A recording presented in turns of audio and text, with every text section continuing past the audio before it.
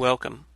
I'm Sebastian Mahfood, and you're listening to WCAT Radio, the on-air wing of En Route Books and Media, bringing you the dulcet sounds of Catholic wisdom. Welcome to Medieval Church History. I'm Teresa Holman, and with me is Father Michael Witt. Welcome, Father. Thank you, Teresa. Father, it's good to have you here, but I hate looking at my book because it says we're in show number 32, and that means to me that we're getting much too close to the end. Maybe about 10 more, I think. Oh, my gosh. Yeah, but we've got some great stuff ahead of us. That's great. That's good to hear. We'll be looking at the universities, the development of medieval universities, the development of theology, medieval theology, the great synthesis that takes place with Thomas Aquinas and the Summa Theologica.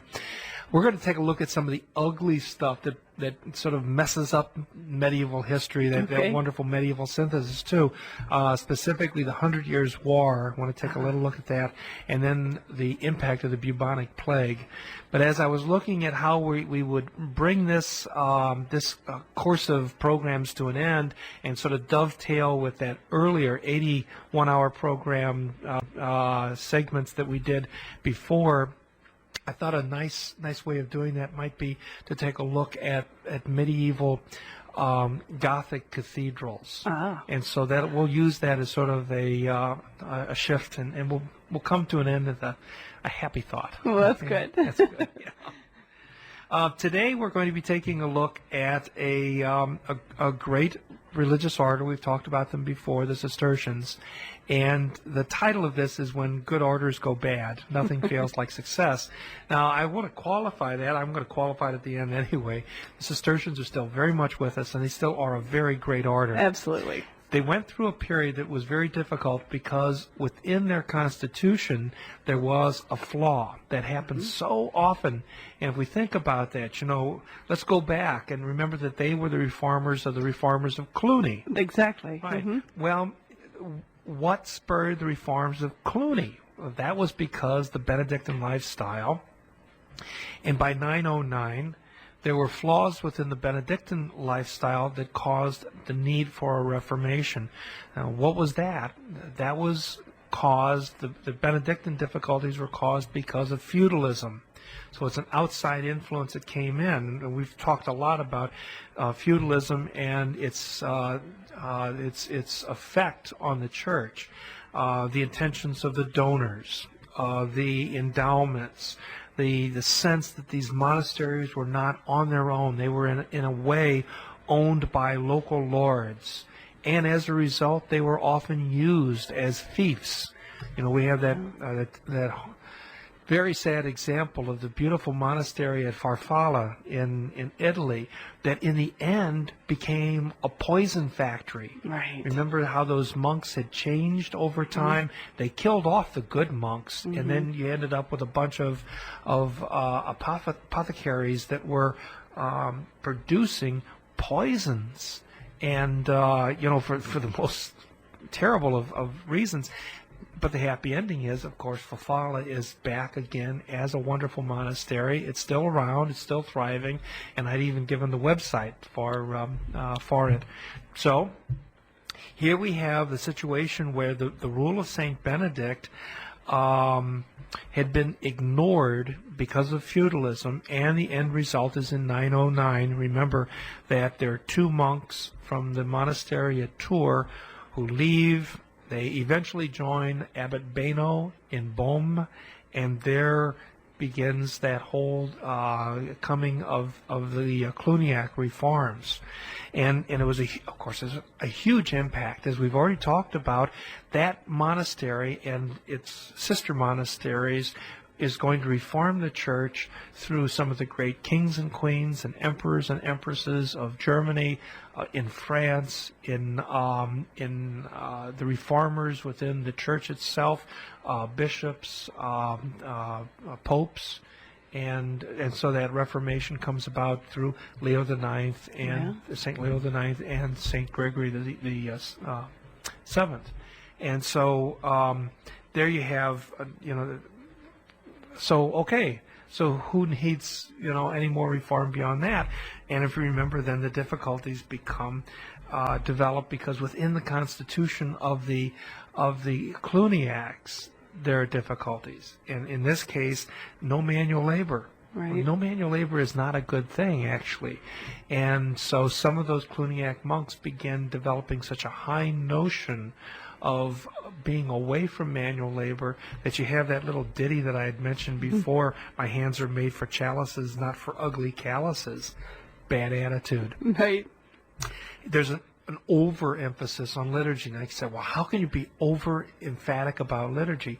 Because you're over-emphatic about the vestments, about the ornate music, the frou-frous of liturgy, not about the reality of the real presence itself. It becomes a show. And so that's another development that happens within that Cluniacs. And then also lots of gifts. And as a result, lots of eating and drinking and having a grand old time in the refectory. And so all of this militates against what the Cluniacs were originally all about.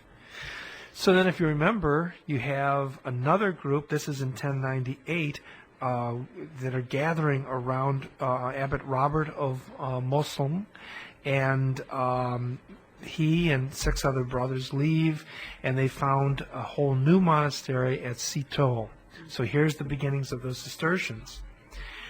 His reforms for the reformed Cluniacs, cause a breakaway, and then eventually absorb other houses. And we've already looked at how there's such a huge growth in the Cistercian reforms. What is he doing? He's reintroducing manual labor. That becomes an important aspect again. He simplifies the liturgies and the extended divine office hours, so there's less of that. And then he regulates simplified meals.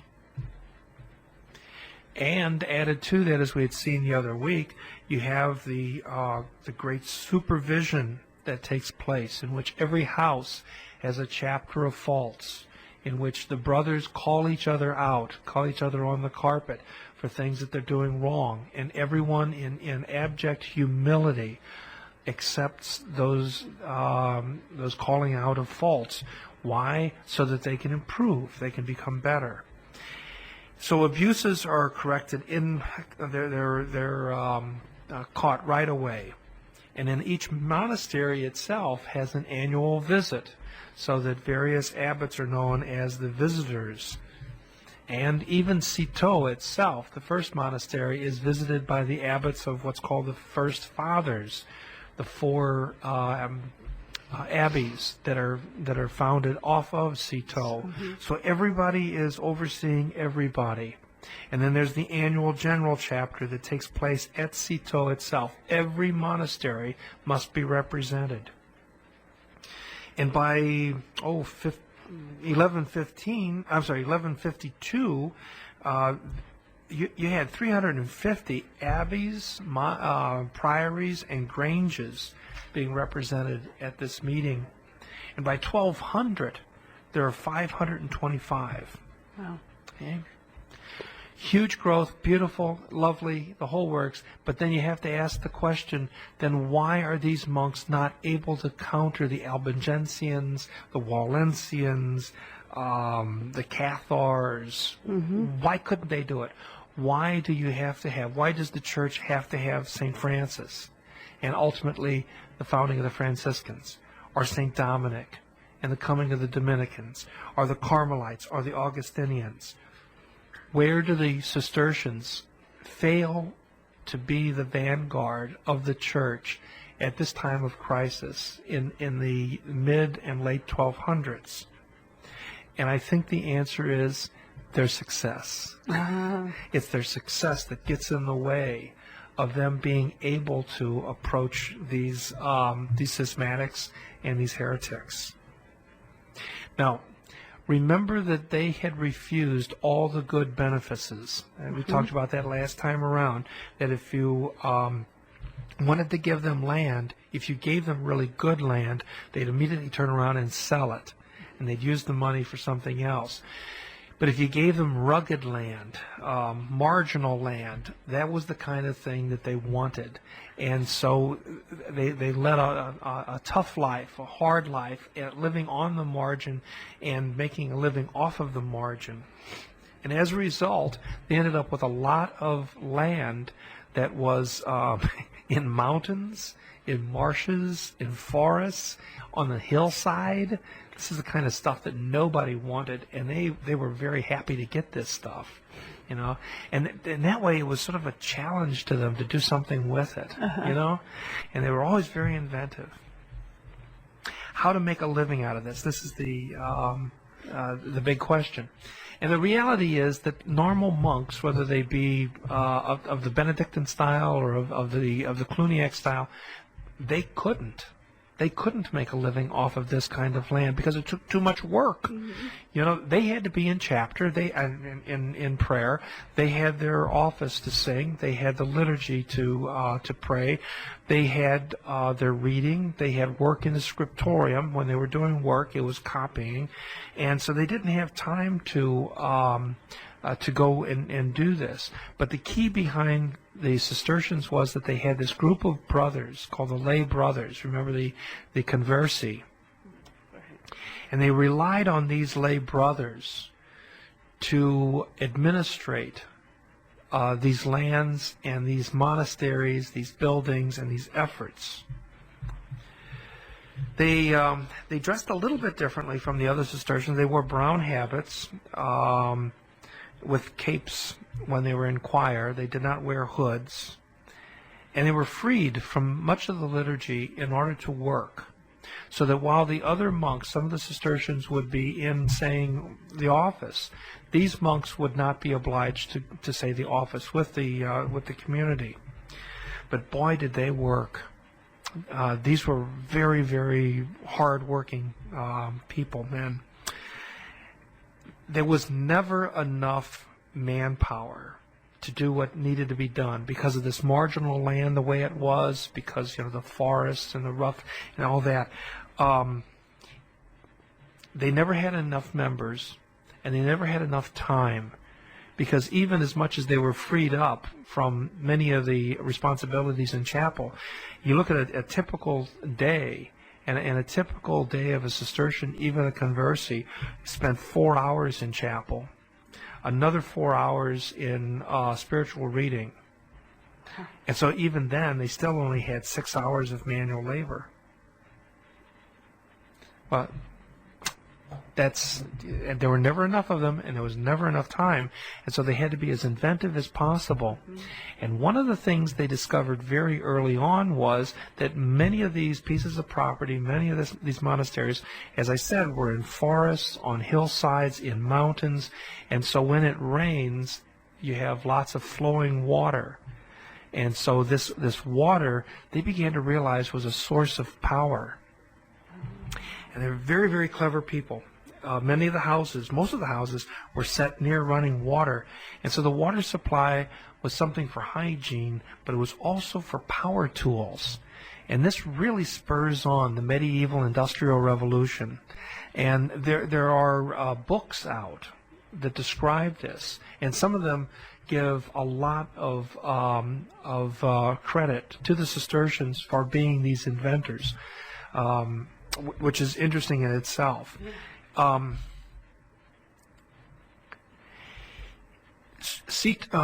Clairvaux was the first place you actually have the harnessing of water power in order to create and to use water tools.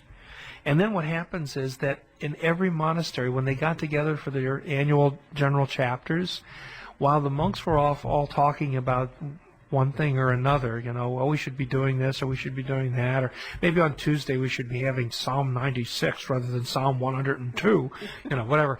the conversi were out. You can imagine these guys, they're out in the courtyard and they're standing around in a circle. They're all puffing on some cigarettes and they're going, "Yeah, I'll tell you what now.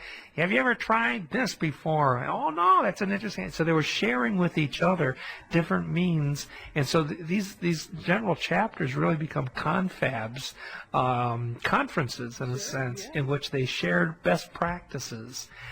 In husbandry, in these kinds of power tools, as I mentioned before. I think I mentioned that these monasteries were all pretty much identical. They were built identically so that a blind brother could be transferred from one monastery to another and know his way around. Yeah, they were that well regulated.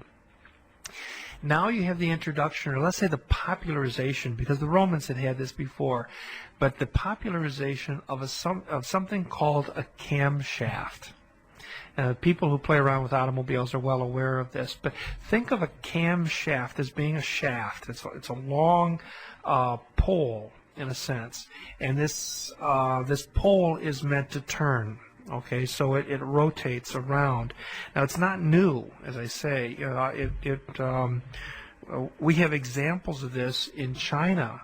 As early as 290 A.D., you had Chinese who used this in order to hull rice. Let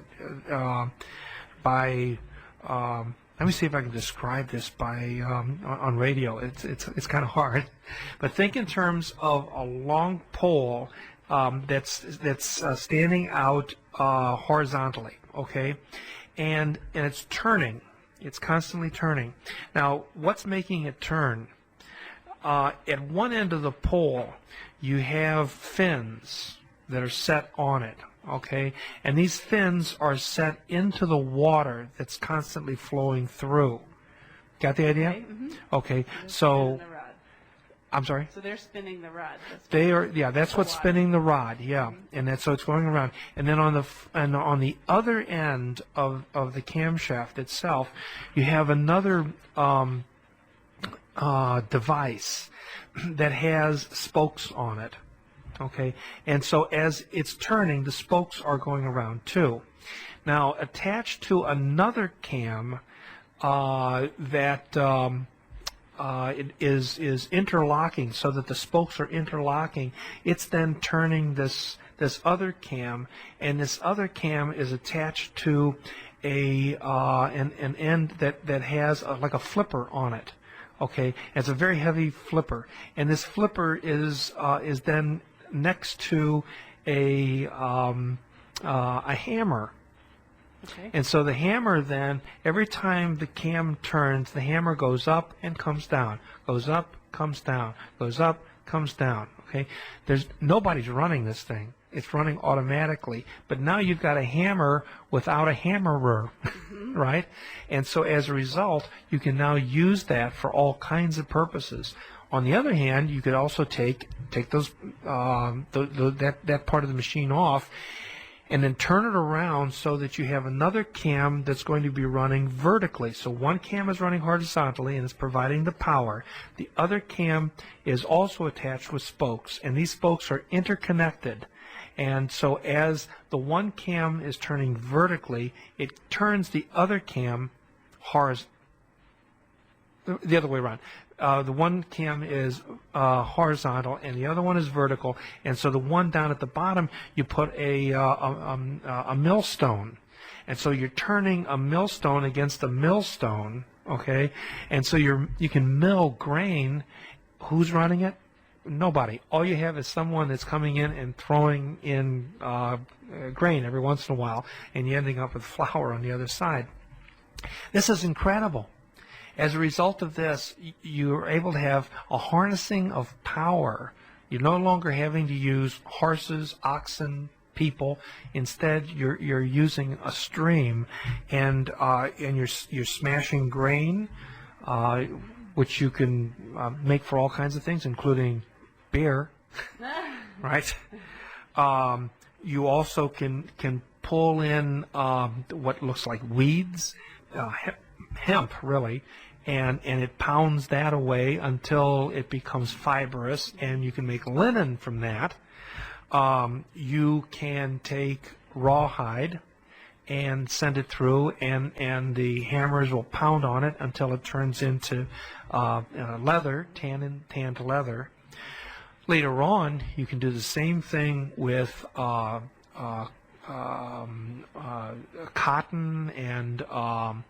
and wool and other forms of cloth, and especially when the cloth becomes old, you can then cart that, turn it back into being a kind of fiber, send it through again, pound it down real good, and then put it onto drying frames and make paper out of it. You can use it for fulling, for washing wool out of its impurities. At Clairvaux, they crushed wheat. They sifted flour. They used the fulling methods for clothing, for tanning. They even figured a way out in order to take that cam as it's turning, and then and you can slow this down and speed this up by putting different size sprockets in. Okay, mm-hmm. So you can slow this down so that it's barely moving, and then on the far end you take some of that leather with and you nail it to the wood, to wood planks, and so the wood planks then go up and down, up and you know what you got? You got a bellows. So now you can superheat fire like you've never been able to do before. I mean, they're so inventive. Amazing.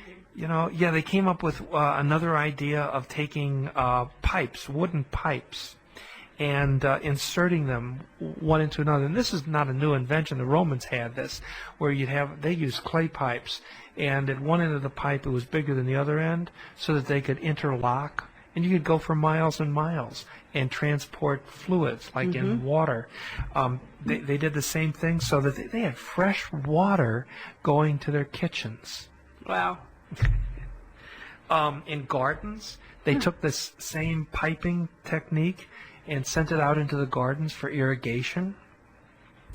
They even came up with the idea of drawing this water up into special little rooms that were set at the edge of the monastery, called the necessaria. Mm-hmm. You know what those are.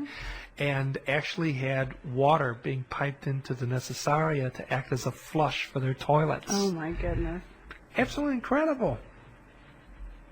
As if this is not enough, the Cistercians then were also given other mountainous area, some of it in Eastern Europe, and as they're going through their mountain areas, they come across strains of ore, and so they begin mining, and you've got lots of streams up in these mountain areas. You've got these mines full of all kinds of different sorts of ore. It might be silver, it might be gold, it could be other kinds of metal.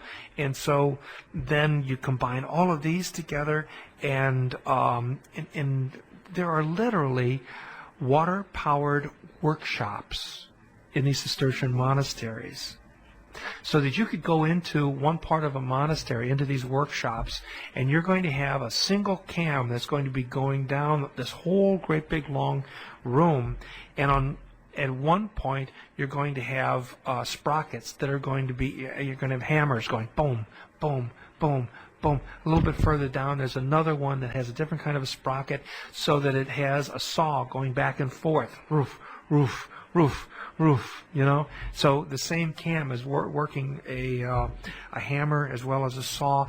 In another spot you'll have another a plane that'll be going across wood, whoosh, whoosh.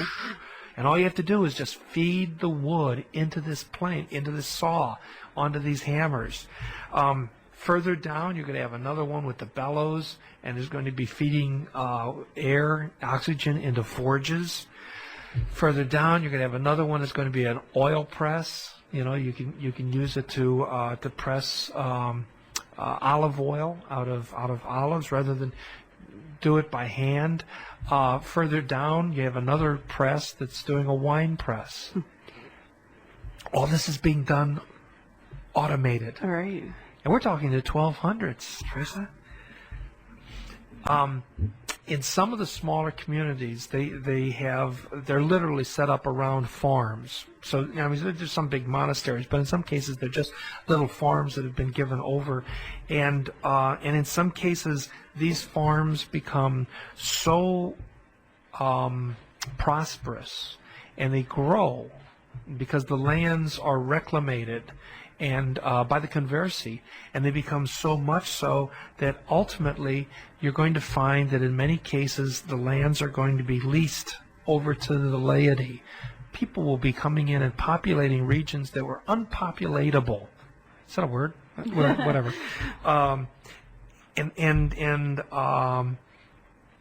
As they come in, the Cistercian conversi will be teaching these farmers best practices, how to raise cattle, how to raise sheep, how to breed sheep, chickens, eggs, grain, all these sorts of things. The Cistercian conversi are going to be helping to give these principles to these other people, how to irrigate, how to use and maintain mills, land clearance. You get a piece of marshy land. How do you drain that land in order to make good use of it? Now, you can go back to the ancient times. The Romans knew how to do this. In fact, that region that surrounds the city of Rome, Latium, was actually mostly a marsh. In very ancient, very early Republican times, they were out there crisscrossing that ground and draining it so as to be able to use it for agriculture. Again, you have the same thing that's being introduced by the Cistercians. They came up with an idea also, which is incredibly important, of crop rotation. So that one year you plant legumes in a field, the next year you plant grain. The next year after that you don't plant anything. You let it go to seed. The cattle go out there, they walk around, they eat the grass, they poop on the ground, and you turn it over and you've got another a good soil again for another year. And so this is a crop rotation. Interestingly enough, when you get into the 1500s, it's the Dutch especially who are going to come up with a realization that instead of just using that third year that it's set aside and nobody does anything with it, you can actually plant certain crops that are what they refer to as green manure. Certain crops you can actually plant that will re-neutralize. Is that a word? Bring new nutrients back into that soil, and then you use those crops in order to feed the cattle who don't have to go anyplace anymore. And it's incredibly efficient. And so you have another spurring of the food supply of Europe in the 1600s. But here we have in the 1200s a spurring of new food supply. Again, it's these Cistercians that are doing this. They become experts at husbandry, particularly sheep, grazing on poor land. They introduce sheep to some of the worst land of Europe and now make it productive. Then beyond that, the shearing of sheep. Since there's so many sheep and there's so few conversi, they've got to be able to be as efficient as possible with shearing sheep, know how to do this quickly and easily, and so much so that they end up selling their surplus, especially in England and in the Low Countries. They sell their surplus to the Flemish, who are so good at wool work, and so they're able to sell all that. I think I mentioned earlier that it becomes actually cheaper for the Flemish to buy wool from Yorkshire over in England than it is for them to raise wool themselves in the Low Countries. They also have to come up with better means of accounting and financial management, because this money is coming in and going out. Ultimately, it's going to be a diocesan priest in northern Italy that's going to develop this thing called double entry bookkeeping.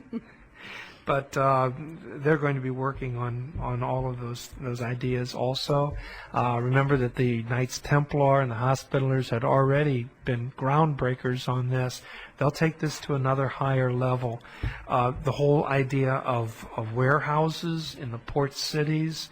Again, there's going to be a development of this idea of bailment. Again, something that the earlier warrior monks had played with, dealt with, the Amalfi merchants had dealt with, but now taken to yet another higher level. Financial offices, again, another higher level.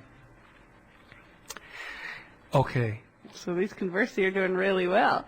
Yes, they are. And it's their success that causes them failure, because the reality is that these are not the best candidates for evangelizing the Albigensians and the poor men of Leon, right? Yeah. We already talked about, Peter Waldo and his strong sense of poverty, of giving everything away. Here was a wealthy merchant who was such an inspiration to the people of Lyon by adopting this incredible poverty.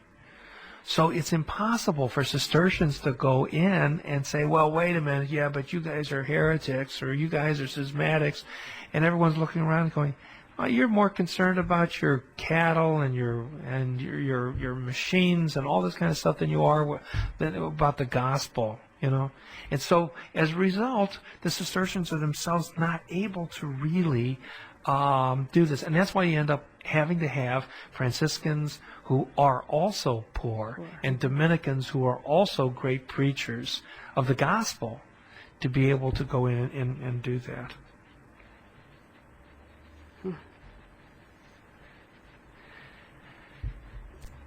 Not only are they not able to evangelize, but even their own success begins to weigh internally on the order itself. I'd mentioned before that the attendance at the general chapters was mandatory. But with time, some of the houses, some of the granges send word saying, I'm sorry, you're holding this chapter during shearing season. We can't send anybody. And they get away with it. Some of the visitors who are being sent out from the different monasteries, they can't even make it to the remote areas. I believe one of the granges for the Cistercians was in Donegal in Ireland. You can't get any rougher than that.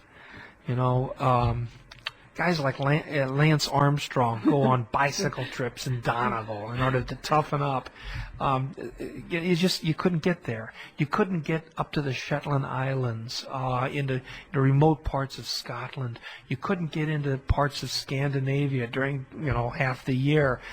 There were just remote areas that became impossible, and as a result, there's a stronger sense, a growing sense of autonomy that begins to develop. New Advent, the Catholic Encyclopedia online, says the following. It says, but the principal cause of the decline of the order, which was based on unity and charity, was the spirit of dissension which animated certain superiors. That's a spirit of dissension. And again, New Advent is overly nice. Every once in a while, when they make their comments, they're just overly nice about this.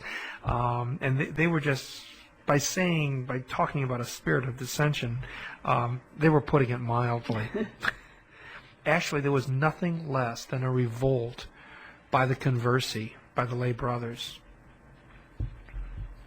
Give you some examples of this. Citeaux is located in Burgundy. Okay, that's wine country. Well, of course, you say France; it's always wine country. But this is a wonderful wine country. One of the areas that they set up was the what is now one of the great wineries, the Clos Vougeot. And this becomes a center for an annual tasting a wine tasting, a gathering in which, this is back in the Middle Ages, there are groups of people that gather together to rate the wines. And they come to the Cistercian house, and they're known as the Chevalier du Tasvin. And so these are the knights of the wine tasting. And it's the Cistercians that are putting on this big gathering. And of course, it's the conversi, it's the lay brothers that are doing this. Over in Germany, they had received a grange area called Eberbach. And it's a terrible piece of property. I mean, it's on hillsides, and, on the Rhine River and the Mosel River. And, what are you going to do with that? Well, you plant grapes. And that area, that same area there, is that Eberbach area averaged. Then these are the conversi, averaging 53 gallons. 53,000 gallons of wine, Rhine and Mosel wine, a year. Almost the entire thing was sold wholesale. They made an arrangement to Cologne, the city of Cologne. They had merchants there that bought wholesale every year the 53,000 gallons of wine that was being produced there. Wow. There's an interesting shift that's happening in France and in Germany, and we can see both from Burgundy as well as the Rhine-Mosel area, a shift away from grain to grape. Okay? And this is all part of the great prosperity of the of the late Middle Ages. There was one monk in 1245 who was traveling through a region of France called the Auxerre, and he said the following, and I quote here: "These people sow nothing, reap nothing, and gather nothing into their barns. They only need to send their wine to Paris on the nearby river, which goes straight there. The sale of wine in this city brings them in a good profit, which pays entirely for their food and clothing." So what's happened is this is a group of Cistercians here now who are doing manual labor, but they've realized that the cash crop is grape, especially if they turn it into wine. They can send the entire thing into Paris, and then in Paris, the conversi can go through and buy whatever their needs are. That, by the way, comes from this historian that I mentioned in passing before, John Gimpel. It's Gimpel. He has a book out called The Medieval Machine, and he really gives credit to the Cistercian conversi for having brought about the medieval industrial revolution. There are a number of other historians, Lynn White and others, who have helped us realize this industrial revolution that takes place in the late Middle Ages. Again, we have a tendency to think about the Middle Ages as being a bunch of peasants running around chasing after wild pigs. Not so. It's a very highly developed civilization by the time we get to the late Middle Ages. If it's going to be destroyed, it's going to be destroyed by the 100 Years' War and by the bubonic plague. Which might be a lesson for all of us there, but nonetheless, you have a realization of this high culture, and so much so that there is enough disposable income to be able to buy wines that are ranked, that have a rating, of people. Mm-hmm. This is years before the Wine Spectator magazine comes out, but nonetheless you have, or the Wine Enthusiast, but you certainly do have a sense of that, and reaping these benefits are going to be these conversi. Wow. It gets to be so worrisome that in the annual general chapters, the monks who are gathering in the general chapter, the monks themselves are gathering, and they begin wondering about all the abuse of beverages in the monasteries themselves. Not all of this stuff is being sold. Some of it's being used. And so finally in 1237, one of the chapters puts its foot down and actually legislates. And in the following legislation was given out to all of the Cistercian monasteries. And I quote here, "The general chapter forbade the use of wine and intoxicating drinks only during the period from the first Sunday of Advent until Easter Sunday." So this was their attempt at controlling the use of alcoholic beverages. Specifically, we're talking here wine, and then also they used the term intoxicating drinks. I come from a brewery family. My dad worked for Anheuser-Busch, and my assumption is that they don't mean beer here. I would. Beer Wouldn't is. have assumed that was beer. The Germans talk of beer as being flüssiges Brot. It's liquid bread. So I'm sure that they're not talking about beer here. But intoxicating drinks, I bet they're talking in terms of distilled liquors. I mean, most of our distilled liquors. Chartreuse. Yeah, that's right. Yeah. You had chartreuse, cognacs, armagnacs. All of these are developed by monasteries. I bet that's what they're talking about. And they're basically saying, okay, fine, from the first Sunday of Advent all the way until Easter Sunday, no drinking. Okay? There's 2 penitential seasons. It didn't work. I would have assumed that. The next year, in 1238, the chapter reported over 100 serious incidences in monasteries. We're talking violence. Ooh. We're talking fights, knifings. These are serious incidences, and almost all of them are in some way related to alcohol abuse. So you can see that the chapters are trying to deal with this, but it becomes so very, very difficult. Hildegard of Bingen, in one of her writings, had already noted the conversi at Eberbach as being particularly raucous and uncontrolled. She said the following. She said the Cistercians, and I quote here, draw a certain other class of men to themselves, whom they called conversi, of whom very many do not convert themselves to God in their habits, because they love perversity rather than uprightness, and perform their duties with the noise of temerity, saying thus of their prelates, who and what are they? And what were we? And what are we? Ooh, Hildegard. She's put her finger on it in a way that even the chapters are not able to do. But she's an outsider looking in, and she's there in Bingen itself. And that's the confluence of the Rhine and Main River. It's lots and lots of wines being produced there. She can see exactly what's going on. And what she's saying is the Cistercians, by opening themselves up to anyone of any class, is also bringing in a lower class of people who, because they work very, very hard, ultimately are going to want the fruits of their labor.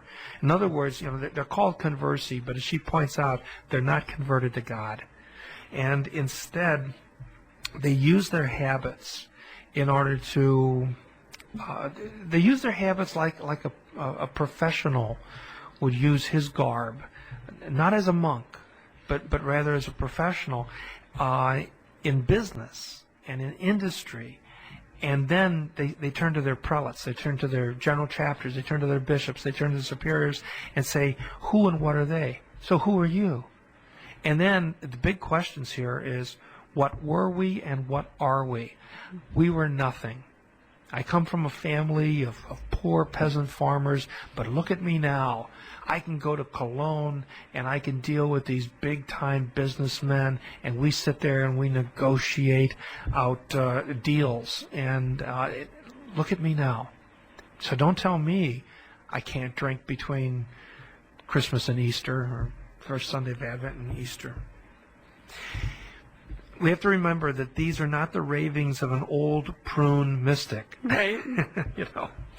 And there is plenty of examples of other examples all throughout the Cistercian world.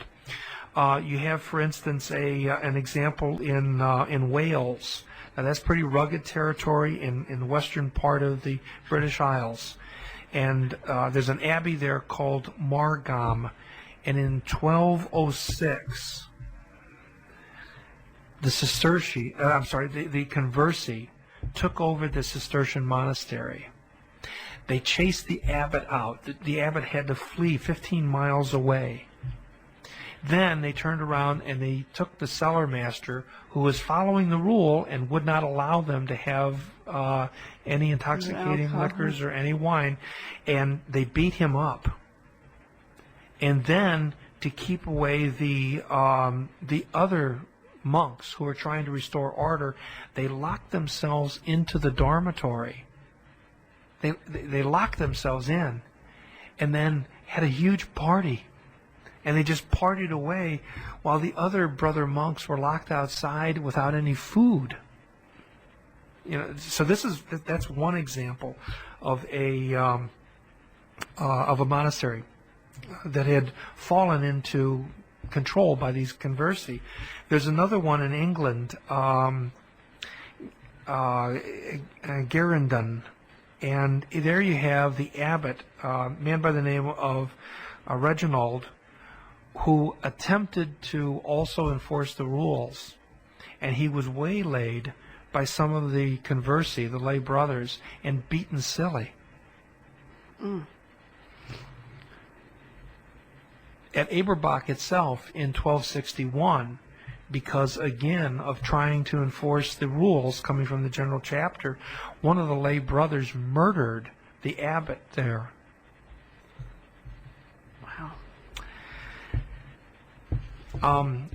There was an Italian visitor who visited some of the Cistercians in England, and he made the notation that the English brothers had to drink wine in excess because it was so scarce.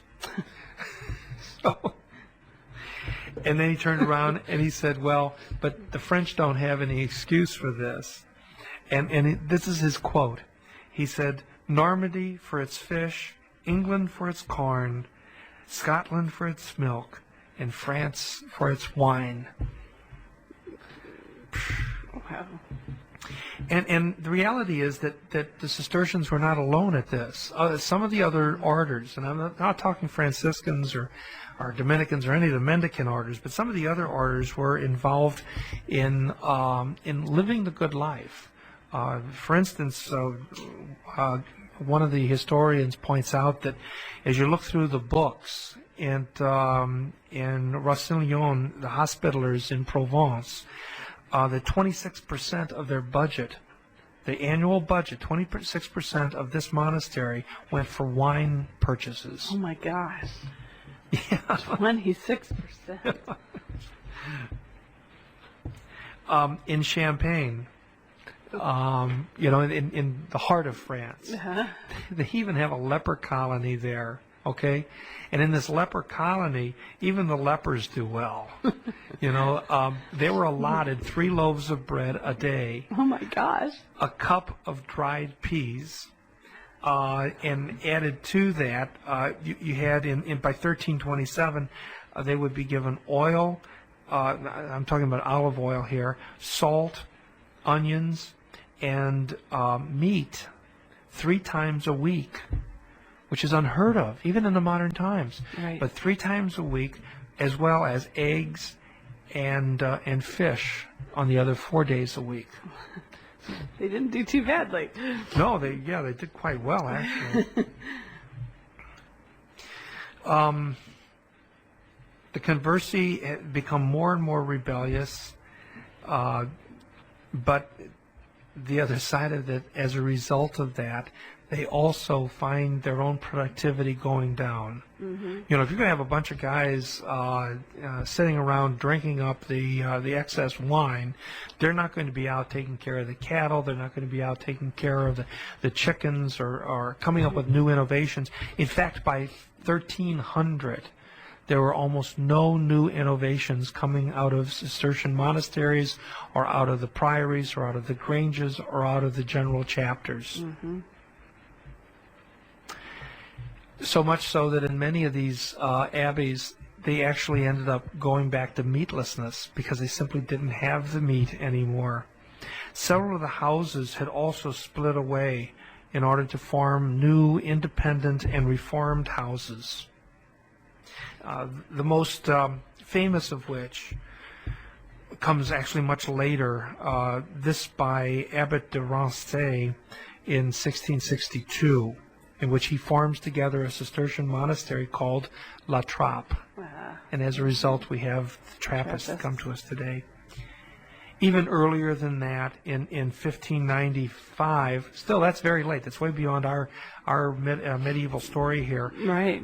You have another monastery, Fürstenfeld, under the leadership of eventually Pope Clement VIII and the abbot of Citeaux, who established this new way of living the Cistercian life. It's known as the Congregation of the Strict Observance. And that part of the Cistercian life is still very much with us today. You know, I did a little Google search for some of this to try to figure out, where are the Cistercians today? Uh-huh. And the latest statistics I had was in 2002.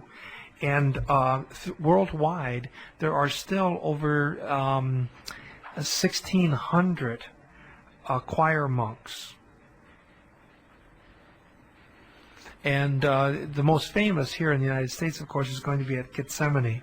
Mm-hmm. And there are 36 choir monks there. The total monastery is 62. As of 2002, I don't know right now, but in 2002. And the other monastery I was very interested in was Citeaux itself over in France. They have 24 choir monks there and 35 total. As of 2002, the Cistercian, the Trappists at Gethsemane had 4 novices, and at Citeaux there were 2 novices. Worldwide, there are 145 novices in 2002. Spread out in 101 houses worldwide. There are also an order of sisters that are very much around, and there are about 1,400 of them, and they have 78 novices. In 2002, they had 78 novices in some 70 different houses. So this is an order that is very much with us as we go into the 21st century, and some very wonderful intellectuals, authors, some solid Catholic writers in the Cistercians, the beautiful monks, of course, at Gethsemane and other places, very much with us. So that moment in history when we see the conversi take over and do what they did, we can say that we can call this program When Good Orders Go Bad, Nothing Feels Like Success. True, but ultimately, the failures of the Cistercians are wrung out, and we have an order that's still very much with us, very, very much alive, and very much serving the needs of the church. Wonderful. And as we talked before, those who can get beyond their struggles only get stronger from that, usually. Yeah. Mm-hmm. Yeah. All right, Father, thank you. Real quick look at next week. We have the recovery learning. I think that's what we're going to be starting to do. We are going to be looking at one of the good things that comes out of the Crusades, and that is the coming of these books that have been lost for many, many centuries, and we're going to see how they get translated and find themselves back over in Europe.